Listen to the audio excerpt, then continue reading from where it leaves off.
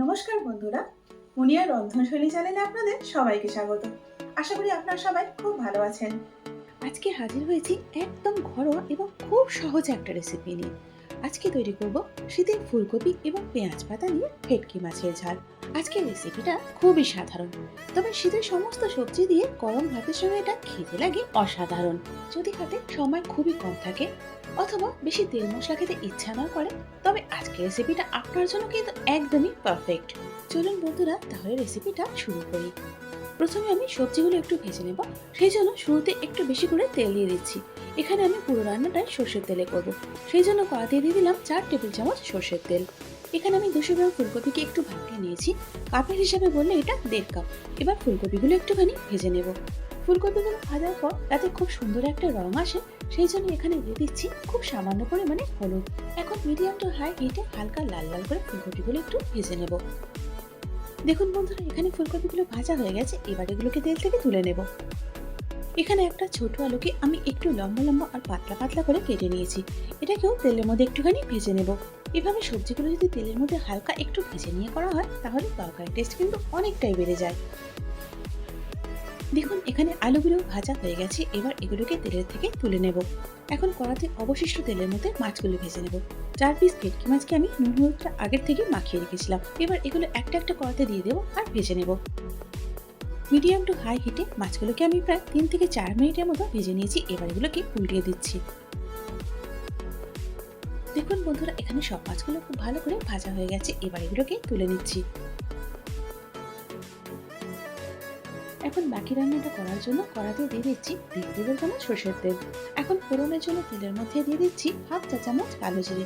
কালো জিরেটাকে একটুখানি তেলের মধ্যে নাড়াচাড়া করে নেব। এখানে 3টে পেঁয়াজ পাতা সাদা অংশটা লম্বা লম্বা করে আমি কেটে নিয়েছি, এখন সেই পেঁয়াজগুলোই দিয়ে দিলাম। এখন মিডিয়াম হিটে পেঁয়াজগুলোকে হালকা লাল করে ভেজে নেব। মিডিয়াম হিটে পেঁয়াজগুলোকে মিনিট 3-4 ভেজে নেওয়ার পর এখন এখানে দিয়ে দিচ্ছি হাফ ইঞ্চি আদা ও একটা টমেটোর পেস্ট। এখন এই আদা এবং টমেটোর পেস্টটাকে পেঁয়াজের সঙ্গে ততক্ষণ পর্যন্ত ভেজে নেব যতক্ষণ না এগুলোর কাঁচা গন্ধটা চলে যায়। মিডিয়াম হিটে প্রায় 4 থেকে 5 মিনিট মতো ভেজে নিয়েছি, আর টমেটোটা দেখুন অনেকটাই শুকিয়ে এসছে। এবার এর মধ্যে আমি দিয়ে দিচ্ছি রেগুলার কিছু মশলা। এখন ঝালের জন্য দিয়ে দিচ্ছি 1 চা চামচ লঙ্কার গুঁড়ো, হলুদ গুঁড়ো দিয়ে দিচ্ছি 1 চা চামচ, আর দিয়ে দিচ্ছি হাফ চা চামচ কাশ্মীরি মির্চ পাউডার। এখন মিডিয়াম হিটে সমস্ত মশলাগুলোকে মিনিট 2 জন্য কষিয়ে নেব। 2 মিনিট পর এখন এর মধ্যে দিয়ে দিচ্ছি ভেজে রাখা আলু এবং ফুলকপিটা। ফুলকপি এবং আলু দিয়ে মশলার সঙ্গে ভালো করে একবার নাড়াচাড়া করে নিচ্ছি। 200 গ্রাম পেঁয়াজ পাতাকে আমি একটু লম্বা লম্বা করে কেটে নিয়েছি, এখন সেগুলোই দিয়ে দিচ্ছি। এবার সমস্ত কিছু খুব ভালো করে একবার নাড়াচাড়া করে নিচ্ছি। বন্ধুরা, শীতের সমস্ত তাজা সবজি দিয়ে যদি এভাবে তরকারি করা হয়, সত্যি তরকারির স্বাদ কিন্তু হয় অপূর্ব। আপনারাও এভাবে একবার তৈরি করে খেয়ে দেখবেন, আর কেমন লাগলো কমেন্টস করে কিন্তু জানাতে ভুলবেন না। এখন দিয়ে দিচ্ছি প্রয়োজন মতো নুন। 1 কাপ জল দিয়ে গ্রাইন্ডিং জারটা একটু ধুয়ে নিয়েছিলাম, এখন সেটাই দিয়ে দিচ্ছি। দিয়ে সবজিগুলো একবার ভালো করে নাড়াচাড়া করে নিচ্ছি, যাতে করে নুনটা তরকারির মধ্যে ভালো মতো মিশে যায়। এখন ইন্ডাকশনের হিটটাকে লোতে রেখে চাপা দিয়ে দিচ্ছি।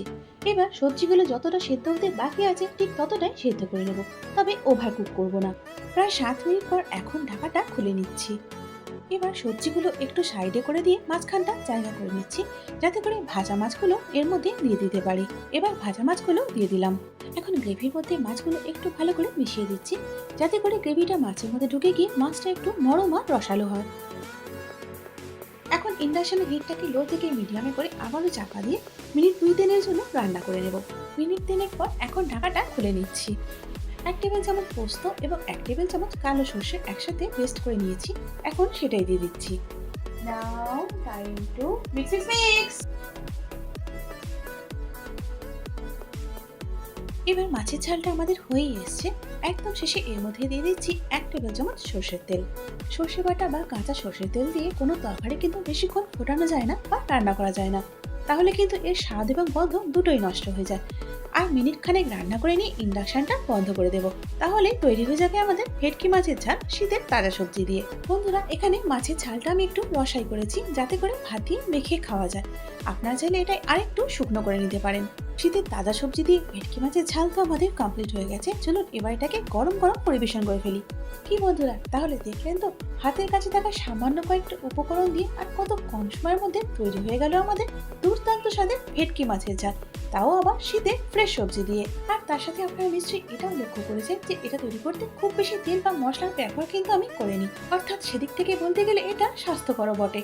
তাহলে বন্ধুরা আর দেরি না করে শীতের ফ্রেশ সবজি দিয়ে আপনারা তৈরি করে নিন এই ভেটকি মাছের ঝাল। আশা করি আজকের ভিডিওটা আপনাদের ভালো লেগেছে। যদি ভালো লেগে থাকে তাহলে একটা লাইক করে দিন, আর তারই সাথে বন্ধু বান্ধব এবং পরিজনের মধ্যেও শেয়ার করে দিন।